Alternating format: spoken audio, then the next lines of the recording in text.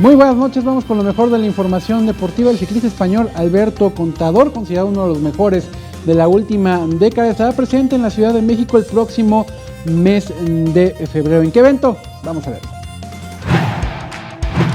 Será el 24 y 25 de febrero cuando llegue a la Ciudad de México el primer foro de ciclismo y triatlón Globike Forum 18, el cual será un espacio donde los amantes a estas disciplinas podrán convivir con grandes atletas nacionales e internacionales. La intención del evento es tener un evento de la magnitud como los que ya hay internacionalmente y dar un espacio, un foro a todos los amantes del ciclismo y del triatlón para estar, número uno, cerca de una estrella o de dos estrellas tan renombradas internacionalmente. Para esta primera edición estarán presentes el ciclista internacional Alberto Contador y el triatleta Javier Gómez Noya, quienes realizarán una conferencia donde compartirán con los presentes experiencias en su carrera profesional.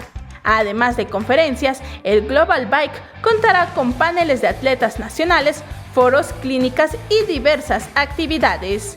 Vianey Zárate, 21 Noticias. Por segundo año consecutivo, los mejores golfistas del mundo se darán cita en el World Golf Championships México Championship 2018 para disputarse el trofeo Gene Sorensen. Del 28 de febrero al 4 de marzo del 2018, el Club de Golf Chapultepec de la Ciudad de México albergará a jugadores de diferentes países, incluyendo Inglaterra, Irlanda y China, donde Dustin Johnson buscará defender su título y llevarse el premio de $10 millones, una de las bolsas más grandes de los torneos internacionales de golf. México también se hará presente en el certamen, con Abraham Anser, José de Jesús Rodríguez El Camarón, Óscar Fraustro, Roberto Díaz, Rodolfo Casaubon y Carlos Ortiz, compitiendo por un lugar en el torneo. La competencia se llevará a cabo en el Club de Golf Chapultepec, que en el 2018 celebra 90 años de hacer historia. Vianey Zárate, 21 Noticias.